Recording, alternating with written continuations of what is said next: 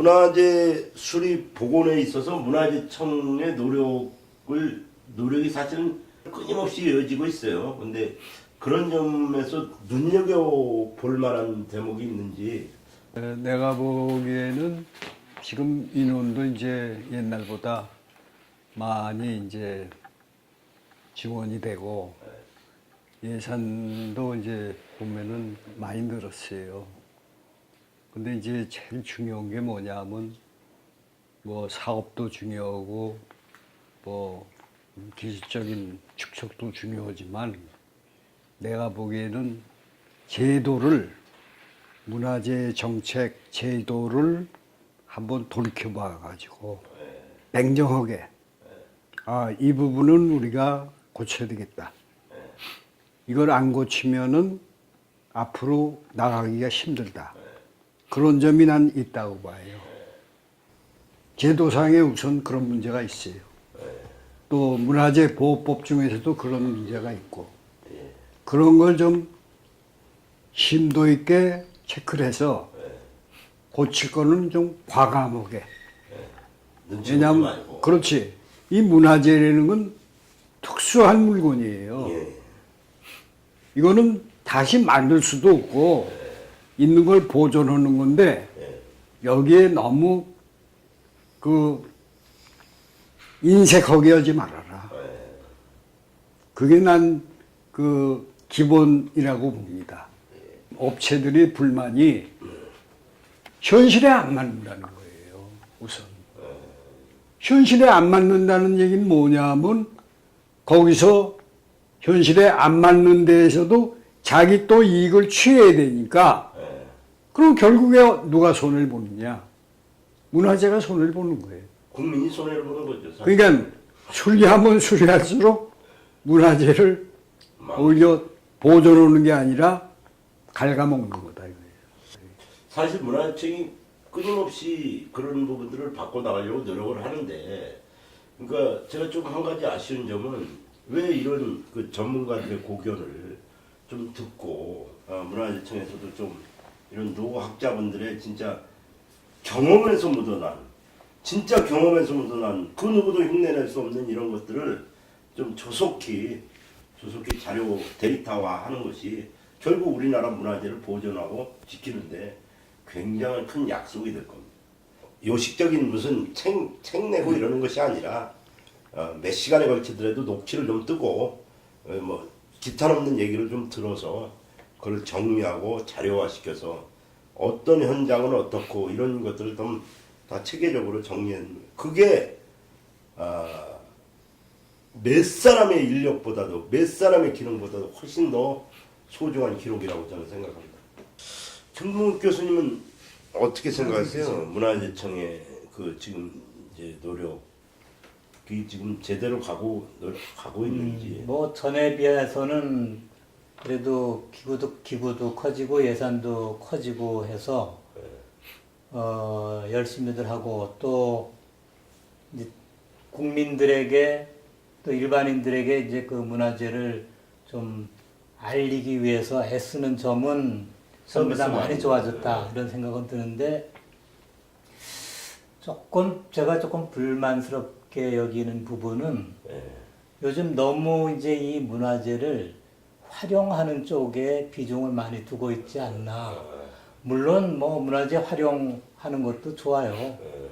또 활용을 해서 일반인들이 더 문화재를 또 가깝게 친근하게 여길 수 있는 기회를 만드는 거는 좋은데 그 정도를 좀 더 신중하게 다루어 나가지 않으면 오히려 역효과를 낼 수 있고 문화재를 더 소홀하게 여길 수도 있는 거고요.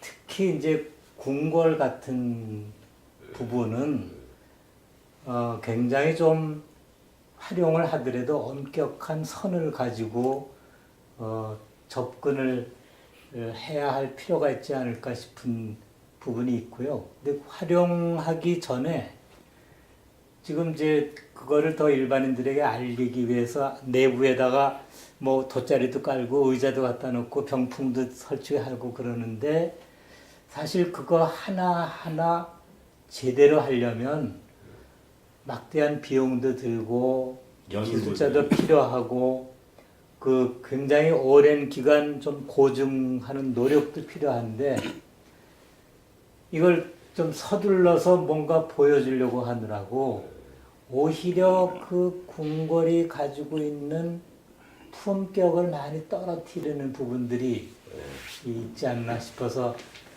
아쉽고 그런 부분은 이제 물론 활용에다가 힘을 기울이는 것도 필요하지만 아직은 조금 더 제대로 된 보존과 복원에 힘을 좀 기울이고 활용 부분은 조금 더 서서히 천천히 진행해 나가야 되지 않을까 하는 아쉬움을 가서 보면서 느끼고 있어요.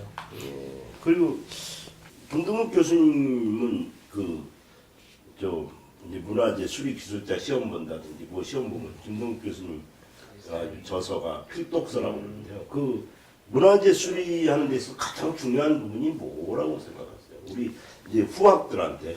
저는 뭐 현장 경험이라고 생각해요. 그리고 건물은 책 10권 읽는 것보다 가서 집을 뚫어지게 보는 게 최고입니다. 그거를 오랫동안 여기저기 보다 보면 자기 안목이 생겨요. 그래서 다른 건물 딱 보면 이 집은 대충 언제쯤 지어졌고 어디가 문제가 있고 어디가 특색이 있구나. 그거를 볼 수 있는 눈을 키우는 게 중요하지. 그 다음에 책도 필요하면 보는 거고 책상에 앉아서 책만 보고 있으면은 뭐 10년, 20년 봐도 그 눈이 안 떠지거든요. 그래서 이제 보는 게 중요한데 전에는 정말 교통도 나쁘고 그 댕기기도 어려울 때 열심히들 다녔는데 요즘은 교통도 좋고 뭐 자동차들 다 있는데도 잘 안 다니는 것 같아요. 그래서 그게 참 아쉬워요.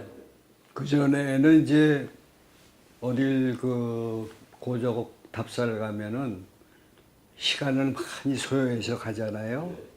그럼 거기서 바로 또 나오기가 아까워.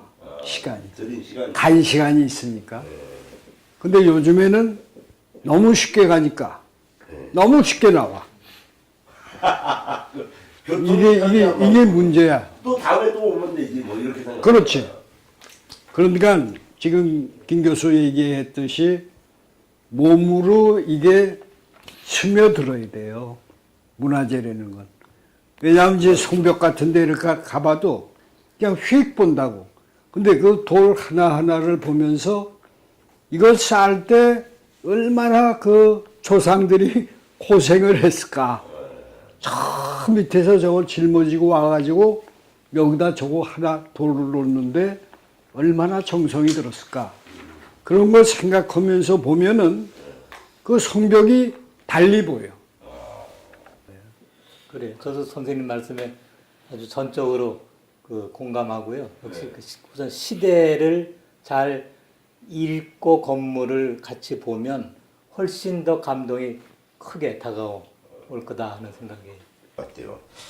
오늘 진짜 장시간에 걸쳐서 우리 김동현 박사님하고 김동욱 교수님하고 근데 사실은 김동욱 교수님한테 제가 좀 더 빨아낼 게 많았었는데 김동현 박사님께서 너무 재밌는 얘기에 빠져갖고 오늘 너무 우리나라 보건축의 생생한 어떤 그 사전 같은 제가 개인적으로도 몹시 존경해서 사석에서 늘 아버님이라고 하는 우리 김동현 박사님 모시고 그리고 김동욱 교수님 모시고 진지한 얘기 또 가끔 우스갯소리도 해가면서 한 3시간 정도 이렇게 말씀을 나눴는데 저희들한테 많은 그 배움을 주신 것 같아요. 후배들한테 격려의 말씀 우리 두 교수님 다.